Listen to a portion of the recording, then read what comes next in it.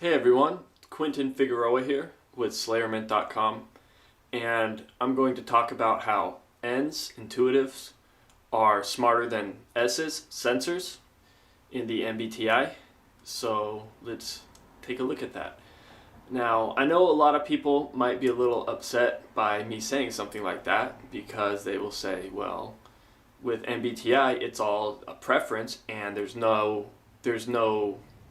MBTI that's greater or less than another. They're all just preferences. They all have their pros and cons. They all balance each other out and that kind of thing.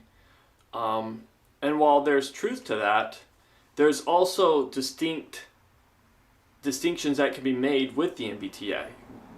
We can easily see that certain temperaments are going to be more emotional, or some will be more organized, or some will be more talkative and social and different things like this. So we already use the MBTI to see certain trends with certain temperaments. So to find the trends for which ones are smarter is doing pretty much the exact same thing. But for whatever reason, people get really upset when you start talking about intelligence. But that's what we're going to do. So let me give you a definition of sensing and intuition. So this is from Wikipedia. It says, sensing and intuition are the information gathering functions. They describe how new information is understood and interpreted. People who prefer sensing are more likely to trust information that is in the present, tangible, and concrete. That is, information that can be understood by the five senses. They tend to distrust hunches, which seem to come out of nowhere. They prefer to look for details and facts. For them, the meaning is in the data. On the other hand, those who prefer intuition tend to trust information that is less dependent upon the senses, that can be associated with other information, either remembered or discovered by seeking a wider context or pattern. They may be more interested in future possibilities. For them, the meaning is the underlying theory and principles which are manifested in the data.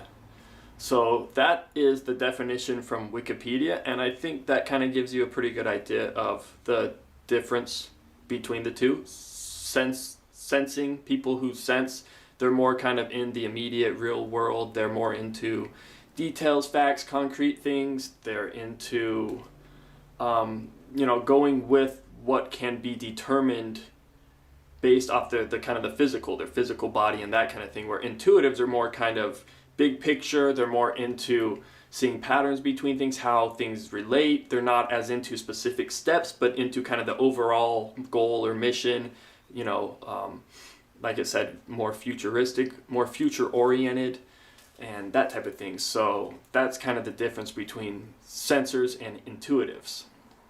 So, intelligence. Now, obviously, intelligence is a hard thing to define. It's hard to define what smarter means. It can mean different things depending on the context and the application at hand and that kind of thing. So, yeah, of course. But for the purposes of this video, I'm going to define intelligence as basically influence. So, people that are more influential are probably going to be more intelligent. And maybe intelligent isn't quite the right word, but there is something that influential people have. So if you have somebody who is, say, running a business like Steve Jobs, he, for whatever it is that's going into making him be the guy running the business rather than some employee or some guy who's just taking orders from him, whatever that difference is what I would call intelligence. And that is, that's what intelligence is in the scope of this video, is if you are influential and people see you as influential and they trust basically, or they listen to your decisions and your judgment over theirs, or at least over majority of people's, then you are showing intelligence by doing that. People aren't going to follow people that are stupid. They're going to follow people that are smart in general. They want people that are better, that are smarter, that have more to offer than people that are going to be dumb and hurt them. They want people that will help them, and intelligence and all these things kind of act towards that. So that's why we're going to use influence. So I assembled a list of influential people through the internet, and that was done primarily by going through Google and just searching for most influential people in history, and searches like this: who's the most influential person historically speaking, who has done the most for mankind, stuff like that. And if you do that, you'll quickly find patterns of names that are going to come up, and I'm sure most of you would suspect that, like Jesus and stuff like that. So you're going to see stuff like that, and that's what you do see. And based off that, I figured we could take those names and we could see what their MBTI type is. Obviously, people are going to say, okay, you can't measure the MBTI of somebody who's dead. You can't measure it, but you can pretty much figure out who it is, because you could take a living person, figure out what theirs is based off the attributes of them, how they act, things like that. You could figure out what they are, and then you could have them take the test, and then you could confirm that what they took on the test is pretty much in line with what you thought they were based off their attributes. So you could do the same thing with dead people. It's not really that tricky. And a lot of people do that kind of thing, and there's a lot of different lists where that's been done, and people have tried to type, some of these older people in history and that kind of thing, and a lot of them say the same thing because it's kind of obvious with a lot of these people. Some of them not so much, but it doesn't need to be perfect. It just needs to kind of give you a trend of what their temperaments were and what this all means. So some of these people that were shown as influential in history were Abraham Lincoln. He was an N. Adam Smith was an N. Adolf Hitler, N. Albert Einstein, N. Alexander the Great, Aristotle, Augustus Caesar, Benjamin Franklin, Bill Gates, Buddha, Charles Darwin, Francis Bacon, Galileo. All these people are N's. Some INTJs, some INTPs, ENTPs, different things, but they're all N's. And I'm pretty sure most people would agree with most of the people on the list so far. I mean, if you go search it on Google, you're going to see this same type of people come up. Gandhi, he's an INFJ or an INFP, so he's an N. Now, George Washington, he comes up on the list. A lot of people say he's an S. He probably was a censor, so he's not an N, and he was still influential. Isaac Newton, N. Jesus, N. John F. Kennedy, John Locke. Joseph Stalin, they say, was an S. Julius Caesar's an N. Karl Marx, N. Leonardo da Vinci, Beethoven, Martin Luther King Jr., Michelangelo, Muhammad, Napoleon, Nikola Tesla, Pablo Picasso. Pablo Picasso's an S.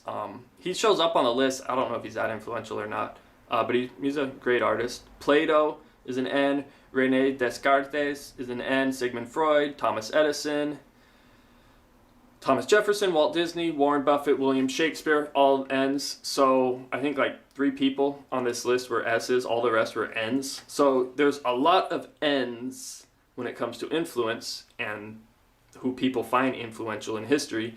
And all these people also all have above average IQs, the average IQ being 100. All these people are like in the 150s. And again, how do you measure IQ of dead people? Same type of thing with measuring IQ of living people. You can quickly find out things like that based on attributes. So all of these people have above average IQs. They're all influential. So you're already seeing certain trends with this. So in regards to the IQ, obviously, there's different ways to measure intelligence, and IQ is just one way, but IQ is a very good way. And a lot of people who aren't familiar with IQ think that it is just it's a test that measures only one type of intelligence, like it measures more your pattern recognition and that type of thing. And while that's true, the way IQ actually came about was by finding the core patterns in any type of intelligence test possible. So you hear there's kinesthetic intelligence, there's musical intelligence, there's 8 or 9 different types of intelligence. IQ actually takes all those into account because IQ is based on what's called the G factor, the general factor, where all of these different tests all share a common general factor, which if you have a high general factor, which is IQ, if you have a high G, you're going to do better on all of these different types of tests. So IQ is actually a pretty good measure of intelligence. It's not the only way, but in general, people with high IQs are smarter and more capable than people with lower IQs. And I mean, we see this pretty much everywhere. There's countless examples of that type of thing. So yeah, there's different intelligences, but IQ is a pretty good measure. And of these influential people, they all have high IQs, and I don't think that's a coincidence. In fact, I think that's probably one of the smartest things you could see as a correlation between these people, because it's pretty much right on point.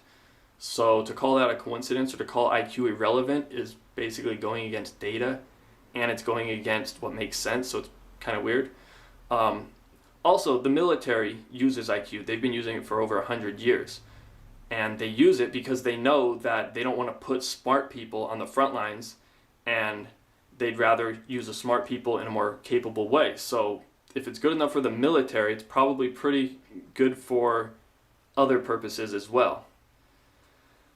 And so we know that leaders and influential people are rare, just as smart people are rare. Most people are average, and to see somebody like a Steve Jobs or a Thomas Edison or a Jesus or somebody like that, that's rare.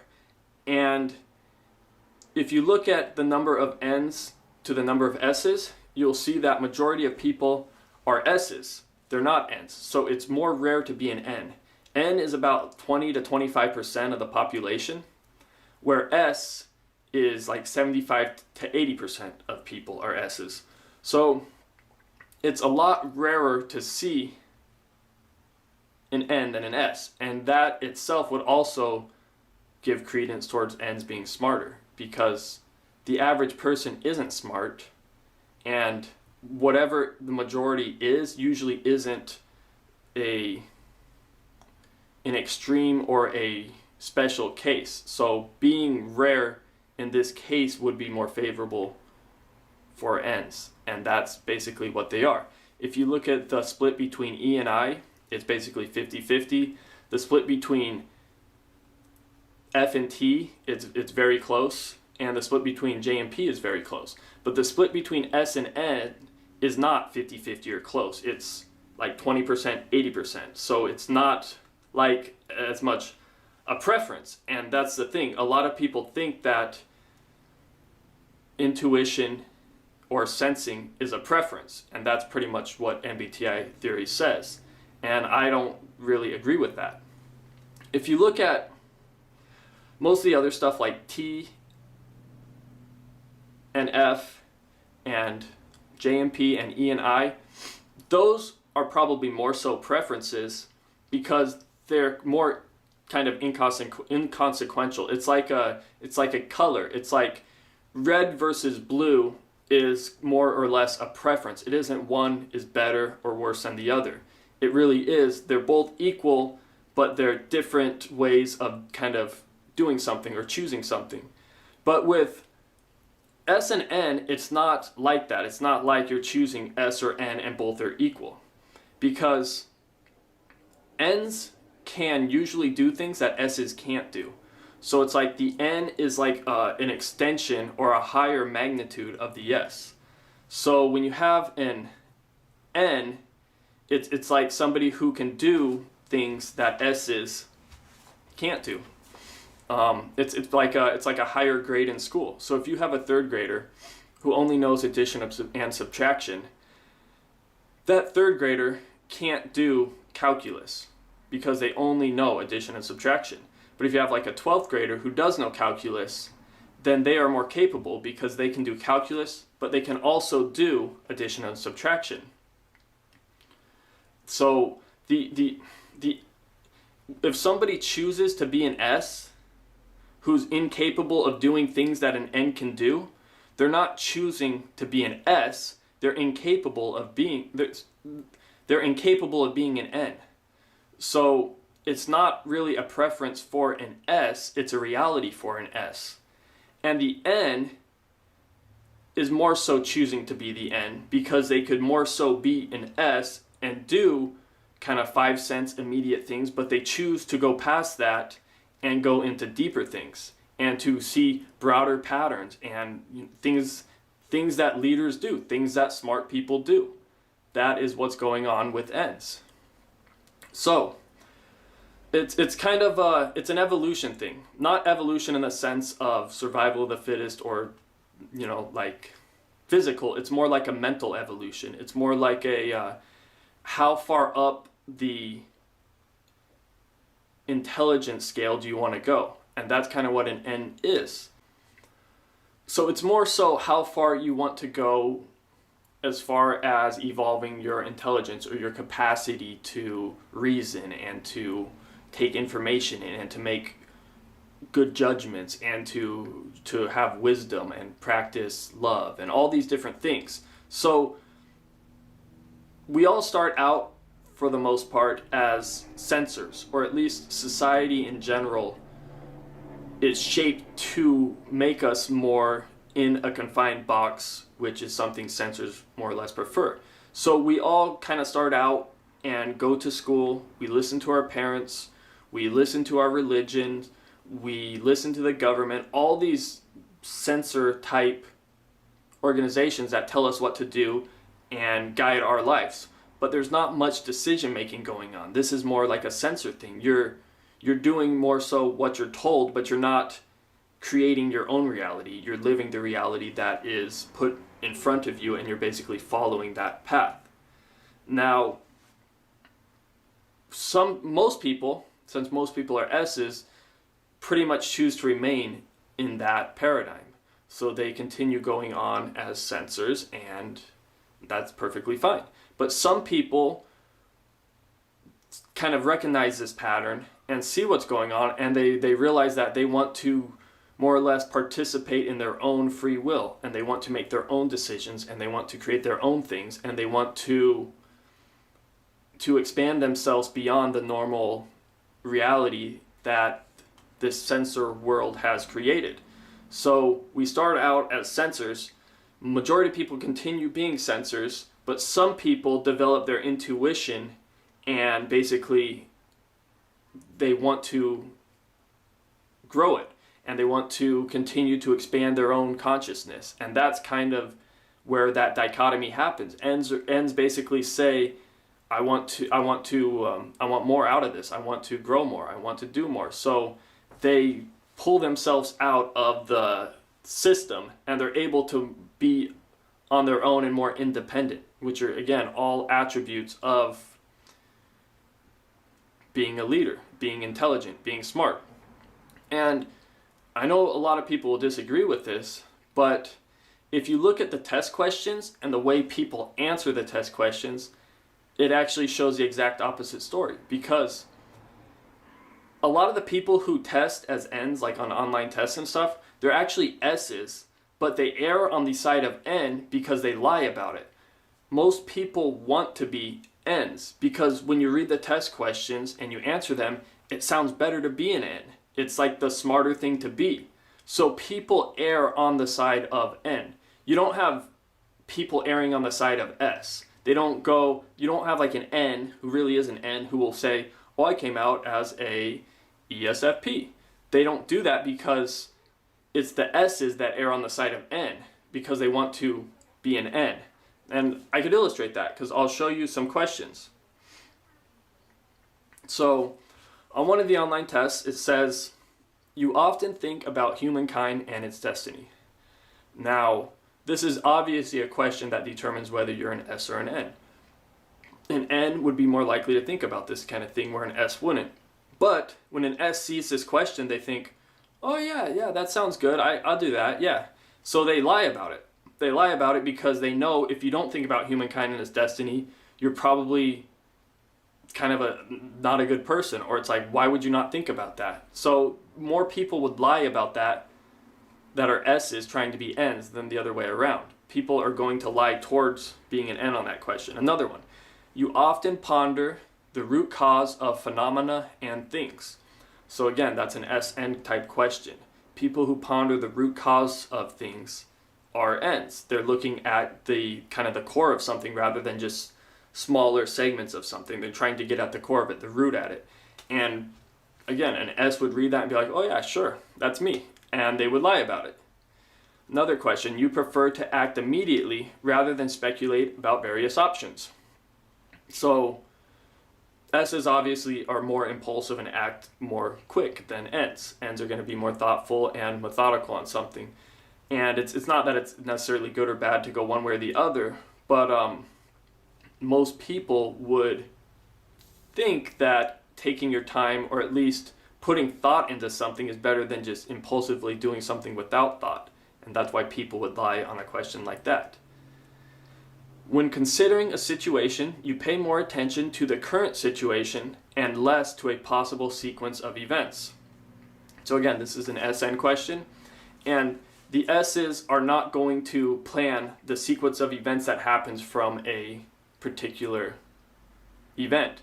They are going to look at just one thing at a time and not see how one thing relates to another and will cause something in the future and how different pieces connect. But when people see a question like that, they'll be like, oh yeah, it's smarter to do that, so I'm going to lie about it and do the N answer even though they're not an N. Another question, you easily see the general principle behind specific occurrences. This is totally N. This is what N's do. But, well, sensors know this, and they will lie about it because they want to see the general principle behind specific occurrences. Another question, you are more inclined to experiment than to follow familiar approaches. And again, experimentation is something an N would do because it's going outside of the normal sensor box. You're going and doing something that's not necessarily known. You're going into the unknown area, which sensors don't like doing. But sensors know that experimentation is good, so they're going to lie about it. So on all these types of things, even though people will say that you can't say one's better or worse than the other, not better, you can't say that one's smarter than another, right? But when you look at the questions and the way people answer them, you clearly can see which are the better answers or which are the smarter answers. So it's obvious. And that's why you see a lot of people who come out as N's on the tests but aren't really N's. And then if they take it again or they more accurately take it, it'll show that they're S's. And then obviously there's degrees of this, right? So there's 100% S or 100% N. And if you're like barely an N and mostly S still, so you're still pretty much an S. But if you're 100% N, that's a lot different than 50% N. So there's degrees of all this as well. So, most of this, the aspects of the N, coincide with sound philosophy, with business sense, with spiritual teachings, and general self-improvement. And that's why most of the leaders throughout history, whether it be a spiritual teacher like Jesus or Buddha, or whether it be a businessman like Steve Jobs or Bill Gates, or any other type of leader, they're going to be N because N coincides with this wisdom, this intelligence, and that's why. So, yeah, there's lots of examples you could do with that, like how thinking in the long term is generally more beneficial than thinking in the short term, and sensors think in the short term, and intuitives think in the long term. Seeing the big picture is generally more intelligent than seeing just a small little picture of something. Because seeing the big picture doesn't mean you only see the big picture but not the small picture. Seeing the big picture means you see both. And that's where it comes into that cumulative effect, like being able to do third grade math but also 12th grade math, where the sensor can only do third grade math. As an intuitive, you're able to see both. You can see the big picture and the small picture. And this fits in with a lot of other things than just MBTI and temperaments. It fits in with what's called the RK selection theory. So R's are... RK selection theory is basically a dichotomy of kind of how species evolve And R's are kind of more like sensors. They're more kind of in the immediate moment, and they don't think necessarily about the future or their survival, and they don't necessarily think about the repercussions of decisions. They just make decisions in the here and now. Where K is more like the N, and that actually is more future oriented and thinks more about the long-term consequences of actions and things like this. And so this obviously ties in with politics, because you're going to see how the sensors care more about the immediate effects of certain things and certain choices, where the N's are going to care more about the longer effects and the long-term kind of repercussions of the choices that they make. So all this stuff goes together, and it becomes more clear the more you look at it and the more you tie it in with things outside of just temperaments and personality. Because if something is true, then every way you look at it should not tear apart the truth, but it should reinforce it. And that's what happens with the SN relationship in MBTI. And I know most people will say that that's not how it works, but if you look at the actual data, like IQ, if you look at actual patterns, if you just think about it and study it, it shows this as more true. If you look, it sounds good to say they're all equal and they're all the same, and I know it makes a lot of people feel good, but would you rather feel good and not understand something, or would you rather actually understand it and maybe not feel as good, but actually be correct or be right in the way you're measuring it and understanding it? So I'd much rather get to the bottom of something and know what's going on so I can use it in the most accurate, beneficial way, than to use it inaccurately and just, feel good and be a social justice warrior and, tell people, oh, we're all equal, everything's the same, choices don't matter, it's all preferences, because it's clearly not with the S and the N. And I know you've been wondering the whole time, well, what about the cognitive functions? What about the functions? How does that tie in? Well, I'm glad you asked. So, in regards to the functions, let me pull this up, because the functions tell the exact same story I've been telling the whole time. They don't make anything different. So, with the functions, you have 4 orders of functions, right? You have the dominant, which is a primary, and then you have the fourth one, which is the inferior. So with N's, intuition is either the first or the second function on all N's. And with S's, intuition is going to be third or fourth on all S's. So it doesn't matter what type of S you are, it's going to be either your third, intuition is going to be either your third or your fourth function. Where as an N, intuition is going to be either your first or second function. So N's obviously prioritize intuition more than sensing, because for an N, sensing is either third or fourth, and for an S, intuition is either third or fourth. So even with the cognitive functions, it's saying the exact same thing, which is that N's prefer intuition over sensing, and because of that, they're more intelligent. So thank you very much for listening. Have a great day.